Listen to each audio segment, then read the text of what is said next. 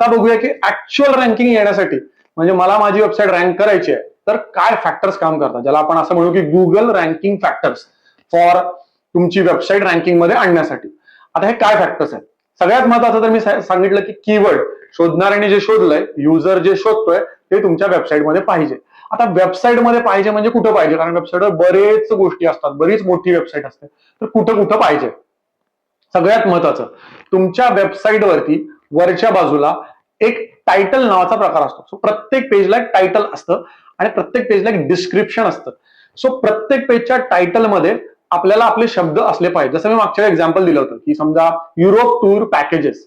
Europe tour पॅकेजेससाठी आपल्याला जर रँकिंगला यायचं असेल तर पेजच्या टायटलमध्ये युरोप टूर पॅकेज हे शब्द असले पाहिजे. आता टायटलला एक लिमिट असते. साधारण गुगलला ती लिमिट 60 कॅरेक्टरची आहे. वेगवेगळ्या सर्च इंजिनला थोडीफार व्हॅरी होते, पण 60 कॅरेक्टर मध्ये आपल्याला हे टायटल बसवायचं असतं. मग त्या 60 कॅरेक्टर मध्ये तुमचे जे शब्द आहेत, युरोप टूर पॅकेज किंवा हार्ट डॉक्टर पुणे, हे शब्द असतील तर तुम्हाला त्याचा फायदा होतो. दुसरं आहे डिस्क्रिप्शन. डिस्क्रिप्शन म्हणजे काय? हे 160 कॅरेक्टरचं एक असं की ज्याच्यामुळे तुमच्या पेजवरती काय आहे, so what is your page is all about हे एक्सप्लेन केलं जातं. टायटल आणि डिस्क्रिप्शनला कंबाईनली म्हणतात मेटा टॅग्स. ह्याच्यामध्ये आधी मेटा कीवर्ड्स पण यायचे, की काही कीवर्ड तुम्हाला देता यायचे आणि हे कीवर्ड दिल्यानंतर तुम्हाला तुमची वेबसाईट कुठल्या कुठल्या कीवर्डसाठी रँकिंगला आणायचे आहे हे सांगता यायचं. पण मेटा कीवर्डचा इम्पॉर्टन्स किंवा त्याला रँकिंग मध्ये फार प्रॉमिनंट फॅक्टर पकडणं गुगलने बंद केलं. सो ह्या तिन्हीला मिळून मेटा टॅग्स म्हटलं जायचं. आता तुम्ही मेटा टायटल आणि मेटा डिस्क्रिप्शन ह्या दोन्हीला मिळून मेटा टॅग्स म्हणू शकता.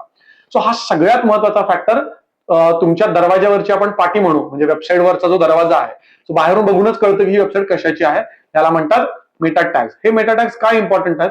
कारण हे स्पायडर म्हणजे गुगल सर्च करताना त्याचा प्रोग्राम बघतोच, पण ज्यावेळी आपण एखादी वेबसाईट सर्च करतो, जसं की युरोप टूर पॅकेजेस सर्च केलं, आपल्याला मेक माय ट्रिप दिसते, गो आयव्हीओ दिसते, तर आपल्याला गुगलमध्ये जी सर्च स्निपेट ज्याला म्हणतात, एक स्नॅपशॉट दिसतो, तिथं पण हेच टायटल, हेच डिस्क्रिप्शन आणि URL म्हणजे वेबसाईटचा ऍड्रेस, त्याला म्हणतात URL, युनिफॉर्म रिसोर्स लोकेटर, तर ही पण गोष्ट दिसते. तर URL चा पण एक लिमिट आहे 110 कॅरेक्टर आणि URL मध्ये पण कीवर्ड असणं गरजेचं आहे.